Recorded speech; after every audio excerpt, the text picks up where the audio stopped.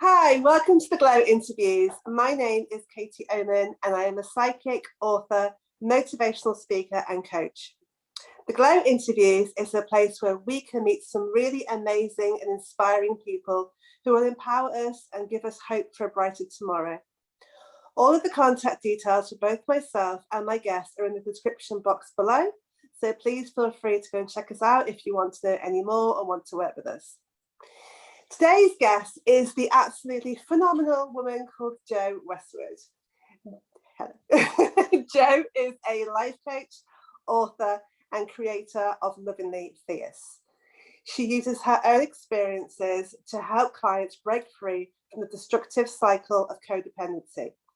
She helps us to release toxic relationships, have the tools to stop people pleasing, and become strong, empowered, and confident people we were born to be.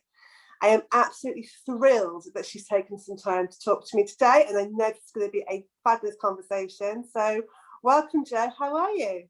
Oh, I'm great. Thank you, Katie. Thank you so much for having me on. It's such a joy.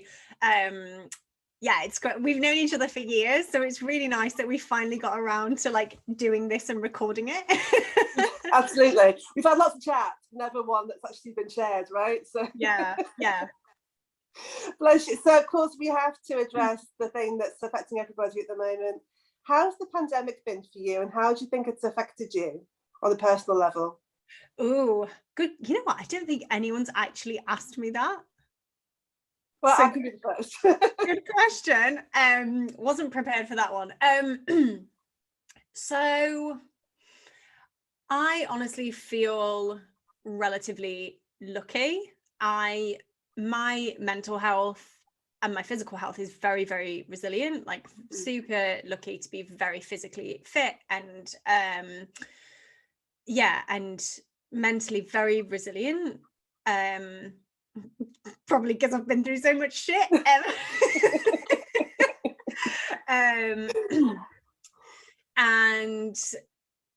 But I have felt like at the time we're recording this, we're coming up to like the sort of year anniversary of us, you know, kind of fully realizing the seriousness of the pandemic and that it, you know, everything needed to be locked down and all that stuff.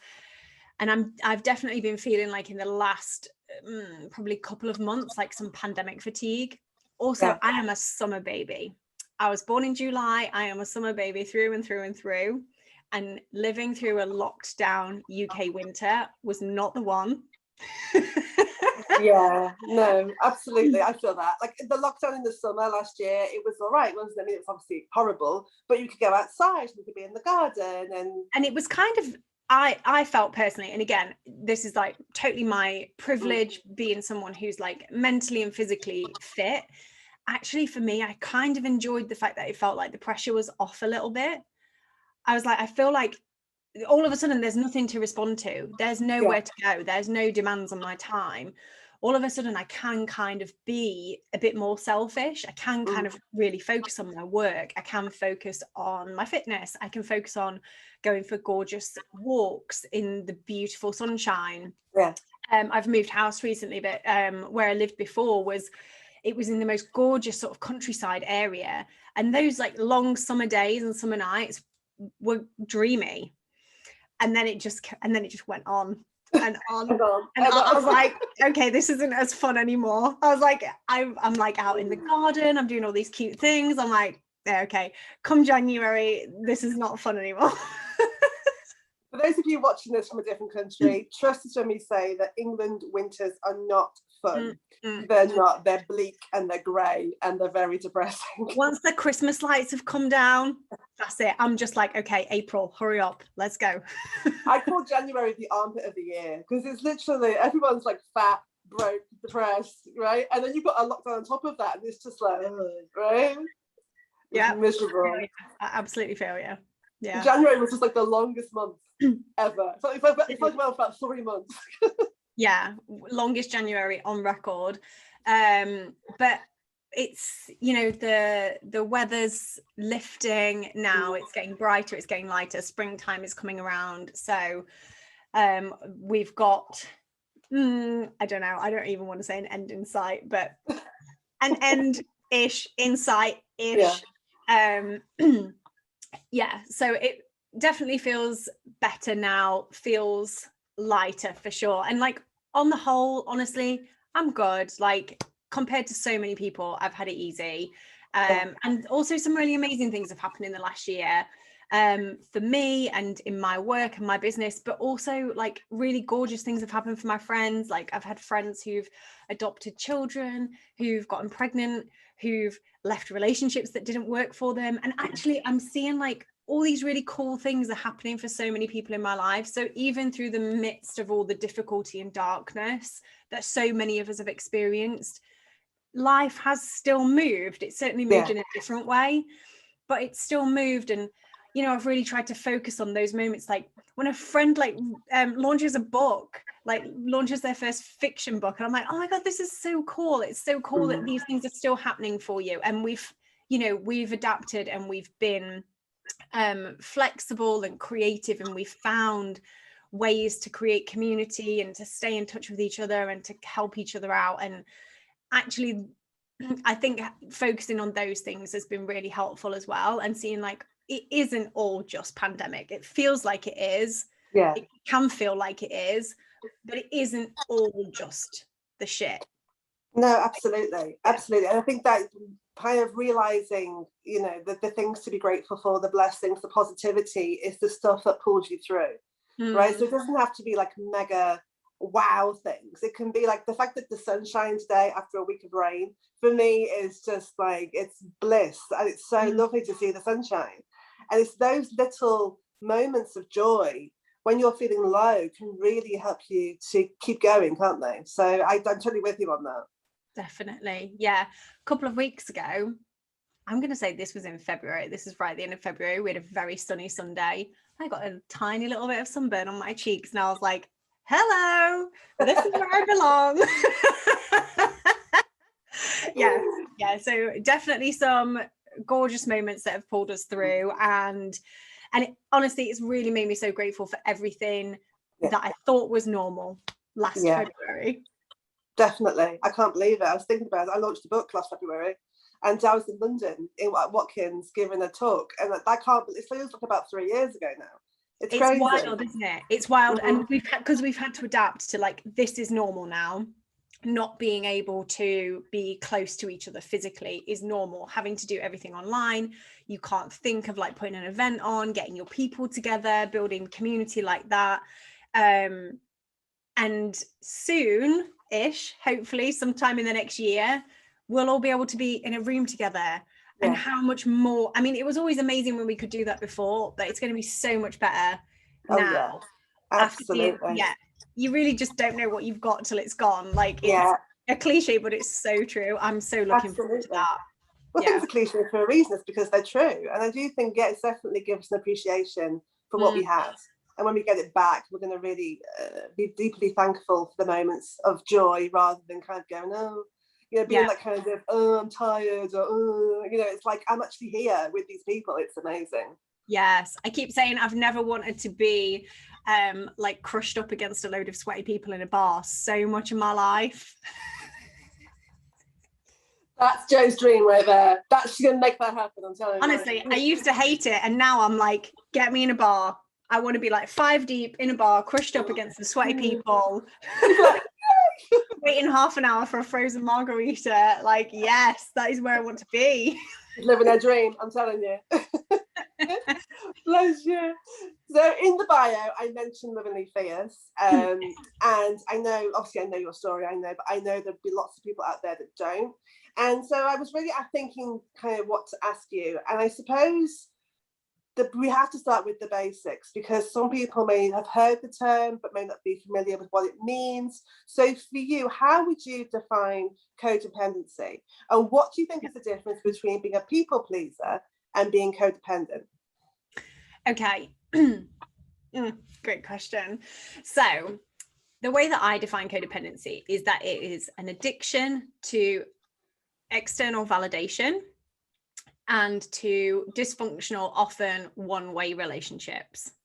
So that is my short, concise way to understand codependency. A lot of people misconstrue codependency to be you know, just being needy, or being a bit clingy, or, as you mentioned, being a people pleaser. So the difference, I would say, with being a people pleaser and being codependent is that if you call yourself a people pleaser, you're probably codependent and you don't realize it, or you've had people pleasing so normalized for you that you don't think that it's a bad thing, or you don't realize how much it's taking away from you, how much it's exhausting you, how much it's like denigrating your sense of self-worth and identity through overgiving of yourself all the time, and usually to people who don't really deserve it, haven't really earned it, aren't reciprocating. So yeah, that's my potted answer. Let me know if you need me to expand. No, I think it's good, because I know that I've been in those relationships myself. And I think sometimes, I mean, hindsight's a wonderful thing, and I don't think necessarily you can realize all the traits when you're in it. I think it takes you to step out of it and look back and then see that this probably wasn't the most healthy relationship. Yeah. I mean, I know it's such a loaded question, I suppose, because it's so different for everybody. But how would you even begin to try and have an awareness that you might be in that kind of connection with somebody whilst you're in it?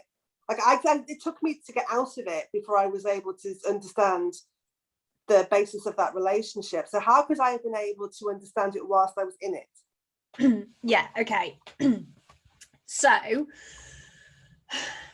what I would say, so some clues are, you have to look inwards. So this is I think this is kind of almost like the trick of codependency, is because it is so much to do with how we relate to other people. We want to try and kind of understand it or fix it from that point of view of how we're relating to other people. But the kind of key really is to look inwards. You know, are you exhausted all the time? Do you feel like you get your needs met? Do you know what your needs are? Do you know what your values are? Do your values align with the person that you're in relationship with? And this is not just romantic relationships, you know, this is professional relationships, platonic relationships, familial relationships. Do you have like a sense of identity? If you're not relating to that person and they're not giving you feedback in some way or the other, you know, not always positive, do you even know who you are? If they weren't around, would you know what to do with your time? If your time wasn't sucked up doing things for them or thinking about them, do you know who you are? Would you know what you wanted to do?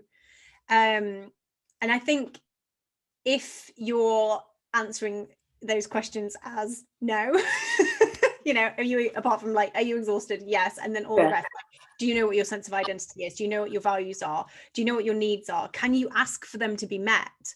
Can you actually verbalize them without feeling like you owe someone something, either, you know, first or afterwards? If the answer to all those things is no, you're probably codependent. You're probably in a dysfunctional one-way relationship. Yeah, it's true. I mean, I got the line from, is it Raw by Katy Perry, where she said, I stood for nothing, so I fell for everything. Yeah. Right. It's like, and I totally feel that. It's funny because I think the problem is that we've been taught to look outside of ourselves for happiness, right? And worth and validation. And especially as women, I mean, I know it happens to men as well. I'm not discounting men, but I do find that more women put themselves in this position because we've been taught that being in a relationship and a man is the key to being happy. And that's, you know, if you then enter in a relationship with a man who has his own issues and is not working on himself, that straight away can cause massive problems, can't it? Yeah. Well, I mean, that's just a hangover from a patriarchal society. It's like, it's not even that a relationship is the key to happiness for women for centuries. It was the key to everything. You literally couldn't have anything unless you had a relationship. You were owned by your father, and then you were owned by your husband. And yes, we have, you know, in the last few decades been breaking out of that box more and more. But as we see these old patterns, they take a very, very long time to be truly shifted and truly get to a place of equity, you know. And we see it in all places where there's inequity around sexuality, around race, around physical ability, all of those things. And I always say actually that codependency is a feminist issue, because yes, codependency can affect everybody. Absolutely. Men and non-binary people, excuse me, can be codependent as well, because it all comes from, it's a trauma response. It's a coping mechanism that you get from childhood. But our patriarchal society trains women to be that way. So there's dysfunction in your family, you become codependent, then you go out into society, and society says, yes, that is the correct way to be a woman. It confirms it for you. And then usually, of course, you're very quickly, as a codependent person, tripping into romantic relationships and repeating the patterns of your early home life. So yeah, it is definitely something that affects more women than men, I would say, in my experience. Because it's so normalized.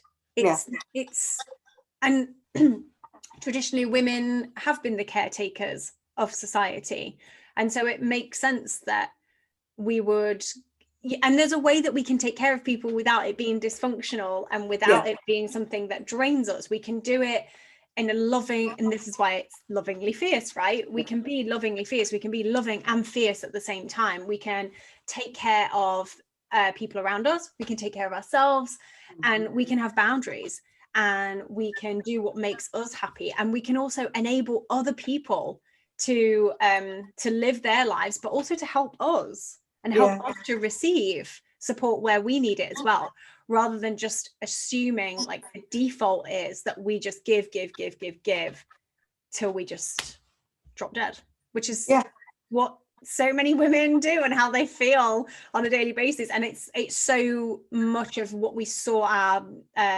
mothers and our grandmothers do as well, you know, past generations where these patterns were even more ingrained. There was less awareness, there was less liberation. Absolutely, that is what we saw, is like, well, you got married, you had kids, you took care of the kids, you took care of the grandkids, and that's all you did all your life. You didn't really have, as a woman, any autonomy outside of that structure. So yeah, codependency absolutely plays into these kind of like patriarchal structures that we're all kind of operating in still. Anyway, I'm gonna pause there, Katie, because I could do this all day. I can go right down. You and I kind of cut from the same cloth. We're both deeply feminist and try and empower women. So I know this is something that you and I could probably talk about for hours on end. What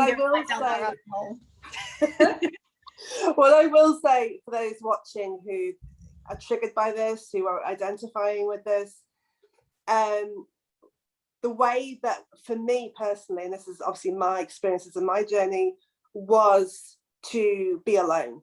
Now, at the time of recording this, I've been single for nearly 4 years, being after coming out of a 7-year marriage. And if you had told me like 10 years ago that I was going to be a single parent of 3, I would have screamed and ran away and cried and fought against it like mad, because it was my idea of hell.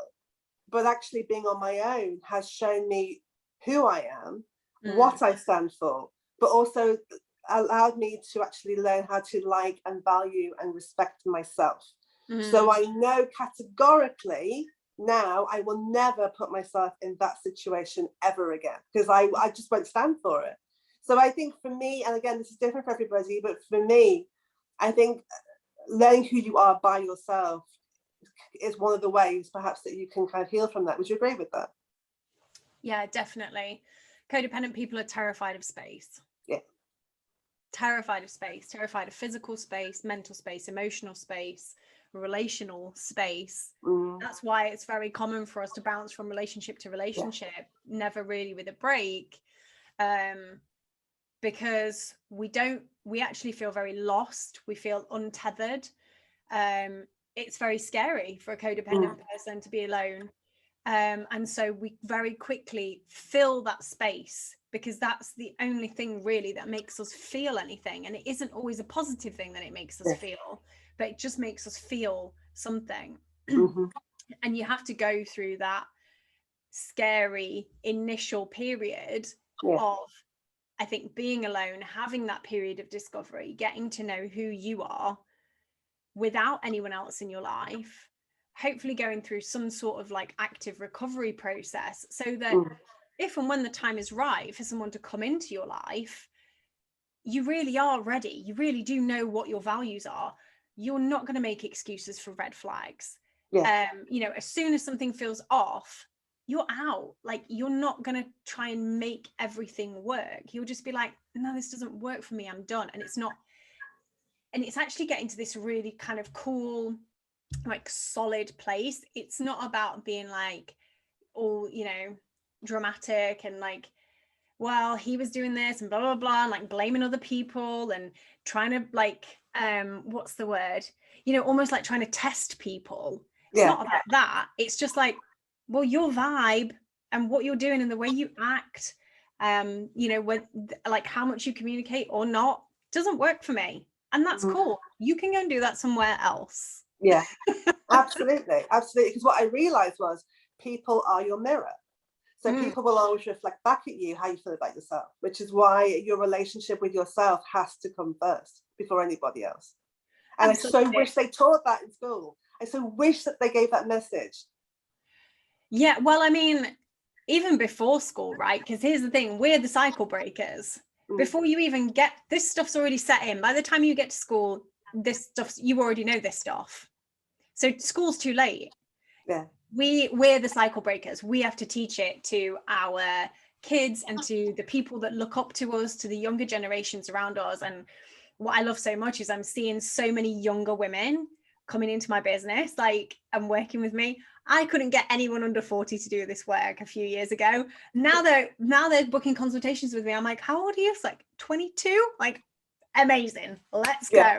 Because, you know, it's an ingrained pattern. The longer you do this, the longer you have these codependent, people-pleasing patterns, the harder it is to undo them. It's a learned behavior, which means you can unlearn it and relearn something else.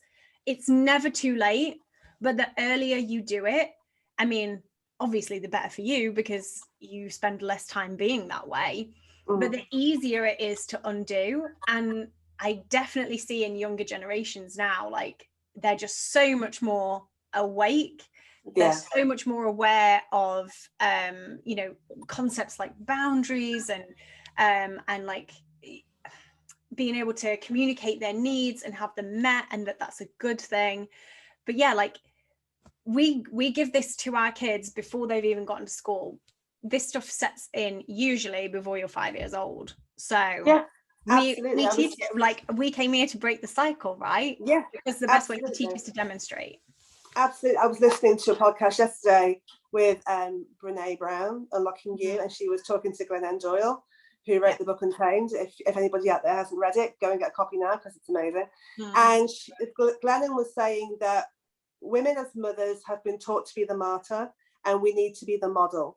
So it's saying, rather than women going, I can't break up with my husband because what about the children? It's thinking, the situations I'm in, would I want this for my daughter or my niece or my granddaughter? Would I want her to go through what I'm going through? And so to leave those toxic relationships, so that you can show her that this is the way that you have to do what's right for you, and to value yourself.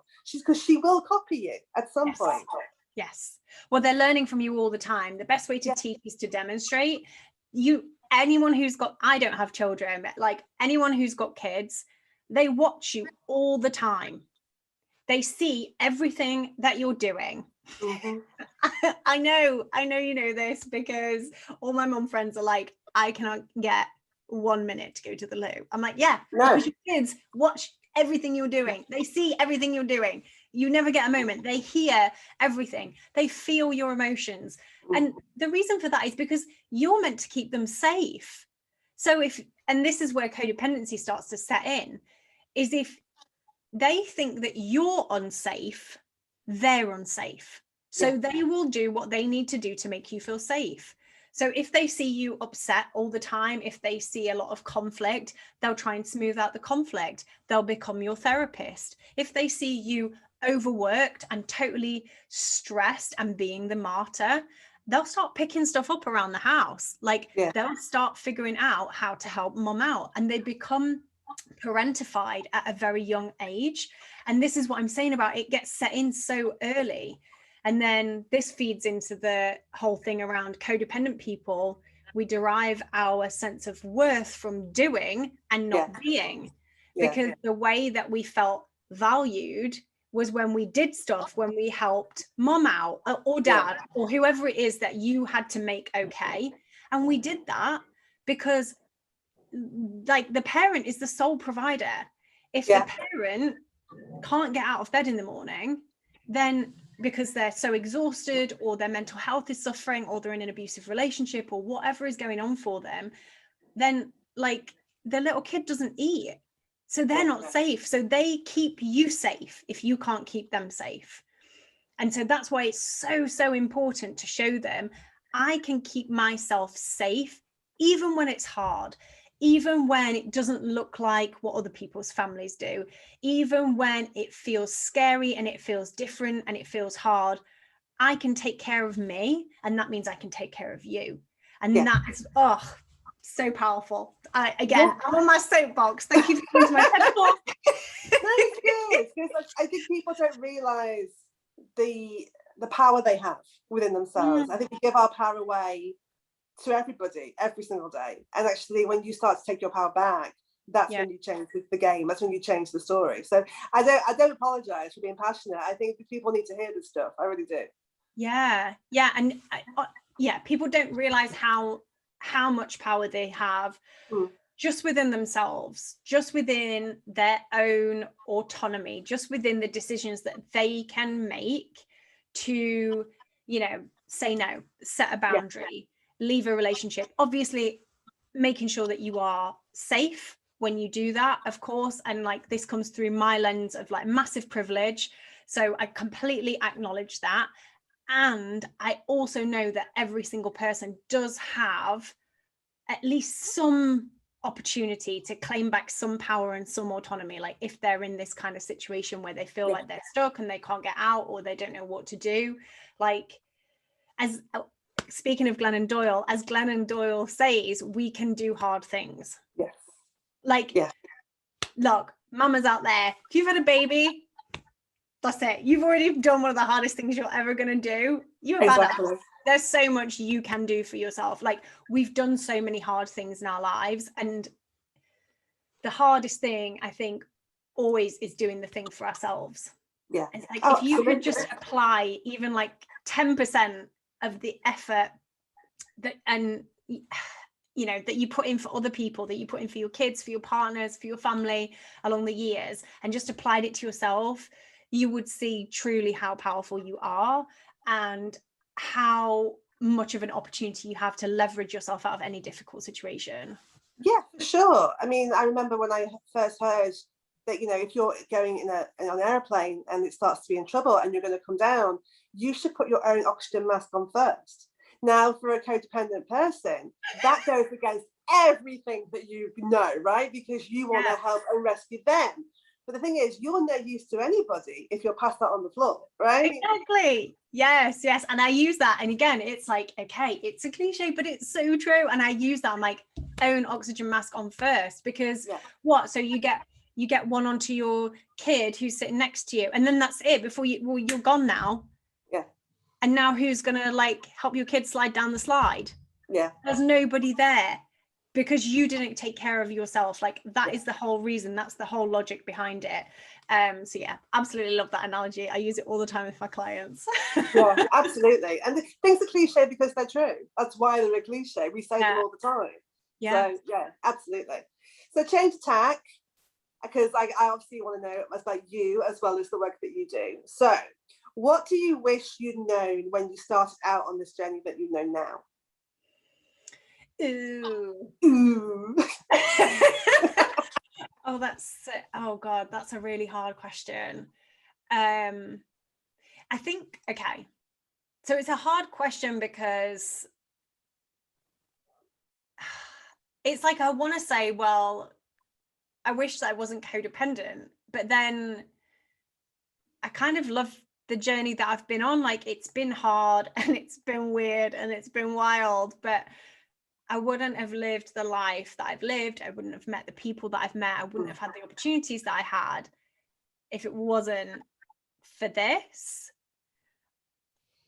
And honestly, I do feel a little bit like, this might just be me being bitter, but I'm like, I feel like if you've gotten to sort of 40 and you haven't really had any trauma in your life and it's been smooth, like, it's coming down the pike for you. I mean, the wheel always turns, right? And if you're on top of the wheel and things are going good, you don't want to kind of wish bad on people, but yeah, I agree, because things happen for you, right? They happen for you to push you forward, right? Yeah, because otherwise, like, why are we here? And I am kind of that person. I am sort of like a pusher for myself. Like, I do want to grow. And like, some people live like very steady lives and they're super happy with that. And I'm super happy for them. And they never really kind of move or change much. And like, honestly, if that works for them, that's super cool. I don't know, maybe I'll hit you up in 20 years and be like, how do you do that? Because I'm really tired. But the way that I've always been is, I think I've always wanted to learn and grow and improve. So yeah, I'm kind of like, I'm approaching 35 now. Like, I've been divorced, I've been a step parent, I've learned all this stuff. Like, I've been on a spiritual journey, I have traveled the world, I've written a book, I've learned all this stuff about codependency. I've created this amazing community of people who are discovering what it is, and I'm helping them through it, which is honestly my dream job. I talk about it all day, every day, and I never get bored of it. And it just lights me up to see women like reclaiming their power. And so what do I wish that I'd known? I mean, it's kind of weird, because I think if I'd known what I know now, I wouldn't have gone through that journey. Yeah, so nothing. That's fine. It's a perfectly fine answer. I'm not gonna I mean, so something, right, this is a bit more fun, but something that I think I wish I'd known when I was younger is how hot I am. Because like, and I think this is like part of an expression of my codependency, but like, and so many of us have this though. Like, I look back at photos of myself in my 20s when I thought that I was, I thought I was overweight, or I thought I wasn't attractive, and I'm like, you look like a fucking model. Like, you're ridiculous. Who are you? And as I get older, I feel like, yes, I'm aging, my body is changing, my face is changing, but I actually like it. I'm like, okay, so I don't look like I did when I was 23. No shit, because I'm not 23. But I feel more and more comfortable in myself. I feel more and more embodied. I feel more forgiving of like, if and when my body changes, which a lot of us have experienced over the pandemic. Like, yeah, it's all right, baby, you survived a global pandemic. Like, yeah, you put a few extra layers on, fine, like, chill out. So what? If you want to change that, you can change it. You have the power to change it. If you don't, and you want to be comfortable in that, that's also okay. You're still a fucking babe. Yeah, absolutely. I think, yeah, if I could gift younger me anything, I think it would be that. And I want to give that to all women that I meet, but especially younger women. I'm like, I know you feel so hypercritical of yourself and the way that you look, and I promise you, in 10 years you will look back at yourself and think that you look like you're in a fucking music video. And honestly, that is what you actually look like. It's true. It's true. I mean, how many, like you say, we look back at photos of ourselves and we can't believe how radiant we were and how full of life and potential and all this stuff. Yeah. That we don't fully appreciate when we're in it. I mean, I turned 40 this year in October. And probably for the first time in my life, I can actually look at myself in the mirror and be like, yeah, I'm all right. I'm all right. You know what I mean? Right? Yes. Right. So I'm not sitting here like Beyonce or being like hair flick, but I go, actually, no, I'm okay as I am. And it's about making the most of yourself and having confidence in yourself. Yeah. That's where your beauty comes from. It's not about having an hourglass figure and, you know, and all this stuff. It's about liking the person that you are ultimately. Yes, and like working with what you've got. And I've got to say, I don't have any hair, but I do sit in the mirror like I'm Beyonce, like, oh, I look good today. I believe that. I do. Oh, bless you. So on the flip side of that, we do the positive. Yeah. What's been your hardest lesson, and what's it taught you? I was going to say teach you. What's it taught you? Ooh, is this what, like, of all time?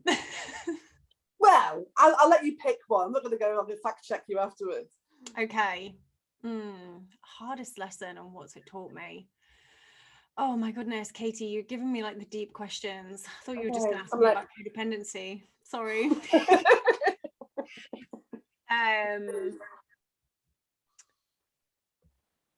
think, okay, so maybe there's a couple. The first is, I think that the truth will set you free. And that you don't owe anybody the kind of you don't owe anybody like keeping their secret, basically. Making excuses for them, covering up their misdeeds, that you own everything that happened to you. So that's like I always butcher the quote a little bit, but it's from it's Anne Lamott. And she says something like, you own everything that happened to you. If people wanted you to write warmly about them, they should have treated you better. Because I think probably for my whole life, because this was the way that my kind of family structure was, and then this was the way that I kind of tripped into romantic relationships as well. And even work relationships, there's always been a lot of secrets and lies, and it's always been like on me, and, you know, generally in a kind of systematic way. And I think we're seeing this be revealed more and more now, on a kind of systematic level, is that, you know, abusers and people who are suffering their own dysfunction and aren't doing anything about it benefit from you keeping their secrets, and it is very much in their interest for you to keep their secrets and to not tell the truth and to not name what's happening and call it, you know, call a spade a spade. They want everything to be, you know, if you are going to speak about it, be polite about it, be nice about it, blur the edges. No. Because essentially what that's doing is it's enabling the person whose behavior is not up to a high standard. That's a nice way of saying it, right? You're enabling them, you're allowing that behavior to continue by not calling it out. And it enables the whole system. Yeah. And we're seeing it on this like systematic level. And for so long, I think women particularly have absorbed that. I always say we've been the shock absorbers of society. And I think that has been one of the hardest things for me to learn, because it was so ingrained in me at a young age. Keep other people's secrets, make excuses for them, particularly if they're close to you, particularly if there's love there. Obviously, somebody that loves you would never treat you in a way that needed to be kept a secret. That's not love. No. You know, that's a form of manipulation or abuse. And yeah, it was, and so that was, If you could travel back in a DeLorean with Marty McFly and the Doc to your childhood, any age, I'll let you pick, what would you say to your younger self? Apart from how hot she was, obviously.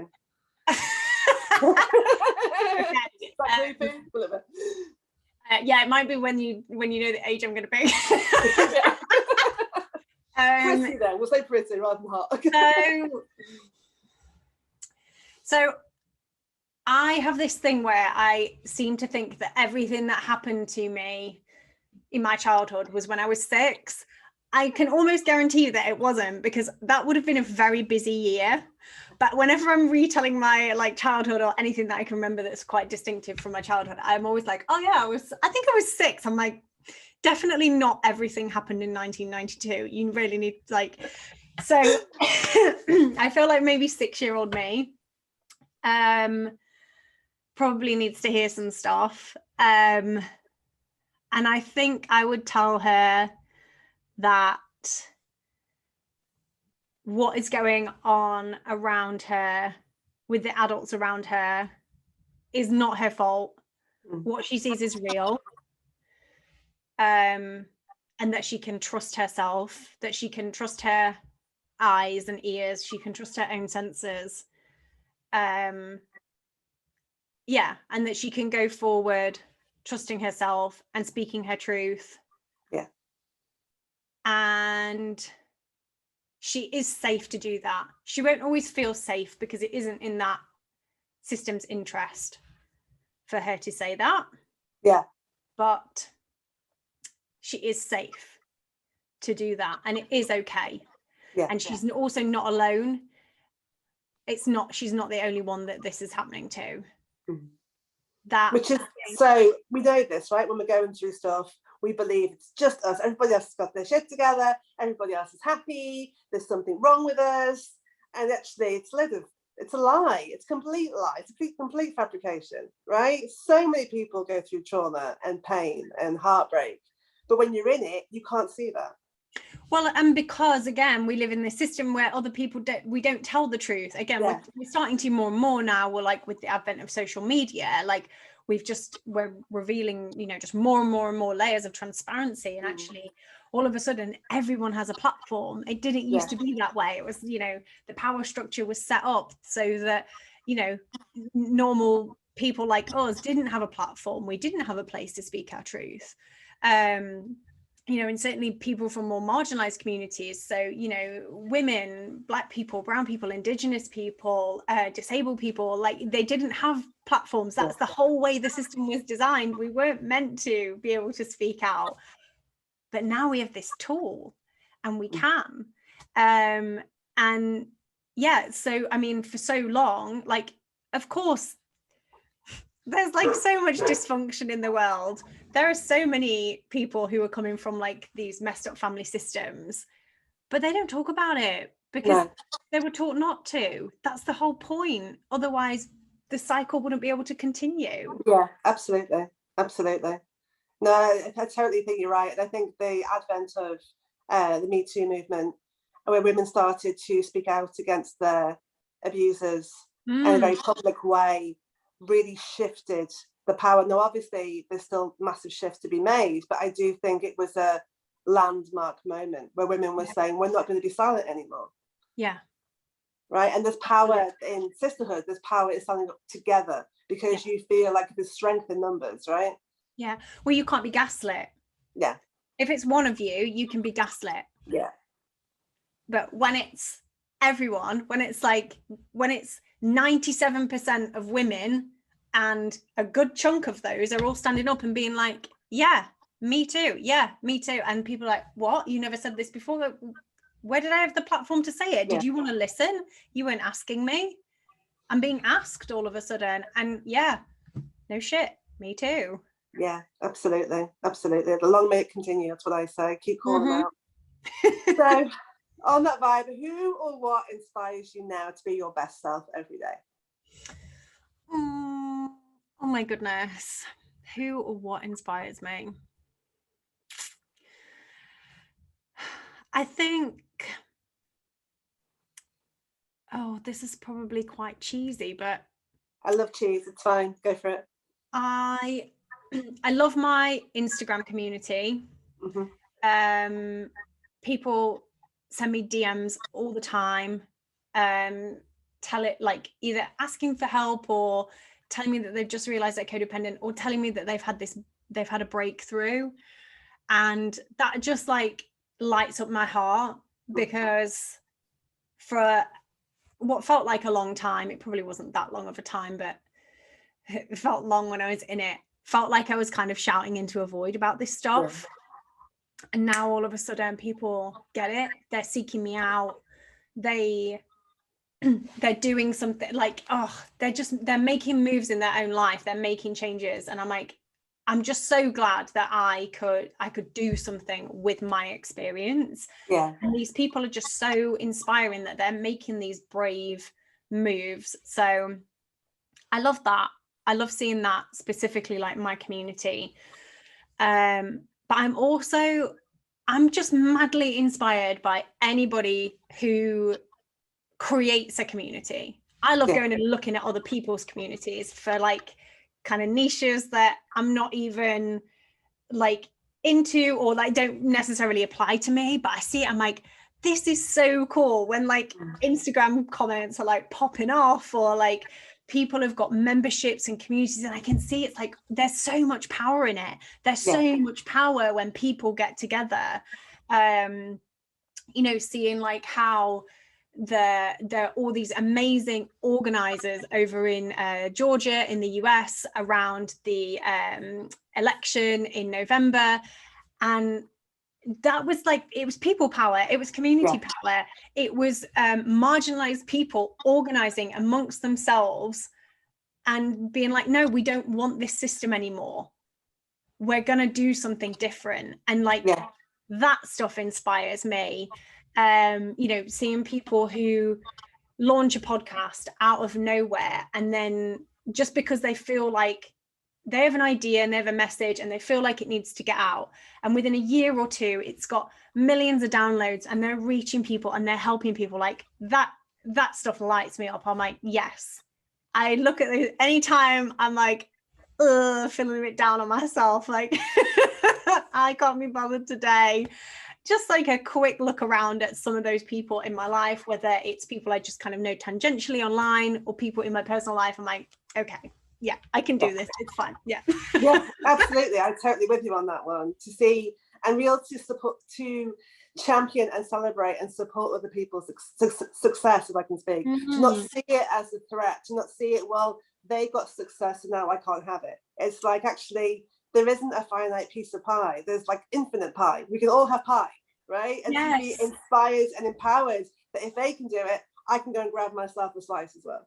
Yeah, and it paves the way. Yeah, absolutely. It's like, well, if it's been done before, it means it can be done again. When's the last time anything only ever happened once? Yeah, exactly. No, exactly. I can't think of anything. I really can't. Yeah, it's like, no, it just means that there's more opportunity. And I see this definitely with like, so there's like the Me Too movement, and then there's almost like, then there's this kind of new wave of feminism and activism, and that all plays into my work as well, because as women are kind of realizing that stuff, they're kind of, you know, they're getting more like politically active, they're getting more into like feminist theory, they're reading those books, they're like questioning their relationships, they're questioning you know, how much they're giving to other people, how much they're receiving back. Then they're maybe looking at codependency, and it's like, oh, it's really exciting to me how all these different things play into one another, and it's you can't unknow it. Yeah, absolutely. Once you're on this track, that's it, baby. You're on the spiral, you cannot go back. Totally. Once your eyes are open, you can't close them again. That's it, right? Yeah. Absolutely. Bless you. So last question, Jo. I call these the glow interviews because I wanted to bring some light to the darkness, and to empower and to inspire. And so in that vein, what lights you up and brings you joy, apart from your Instagram fan?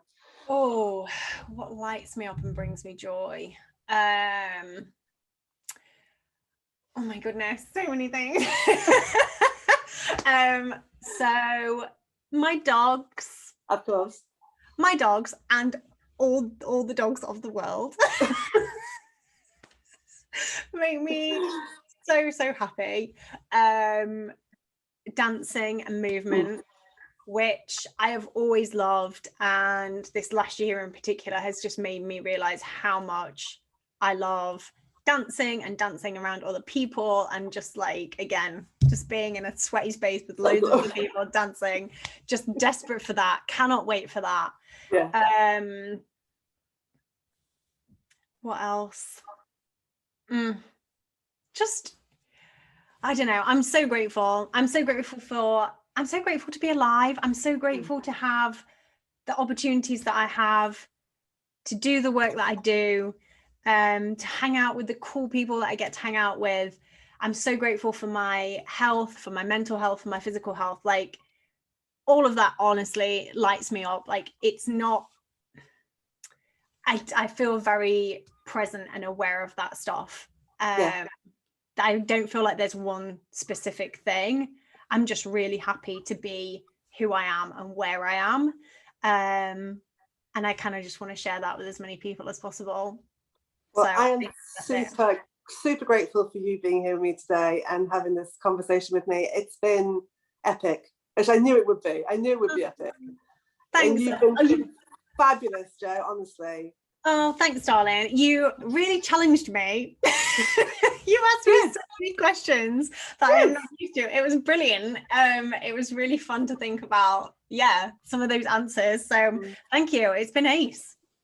Yeah, absolutely. And please, you can see how passionate Jo is about what she does, and she can really, really help you. So I'll leave all her links down here. If this has triggered you, if this has brought stuff up, go and contact Jo. She's definitely the person who can help you with your stuff, right? So, but thank you for watching this video, and thank you for being here. I send you all my love. As always, have the best day, and I will see you on the next one. Bye. Bye.